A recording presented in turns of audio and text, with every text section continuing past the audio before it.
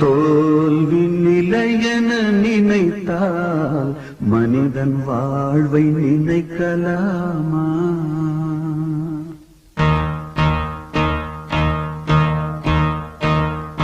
தோல்வி நிலையென நினைத்தால் மனிதன் வாழ்வை நினைக்கலாமா? வாழ்வை சுமையென நினைத்து தாயின் கனவை மிதிக்கலாமா? உரிமை இழந்தோம், உடமையும் இழந்தோம், உணர்வை இழக்கலாமா? உணர்வை கொடுத்து உயிராய் வளர்த்த கனவை மறக்கலாமா?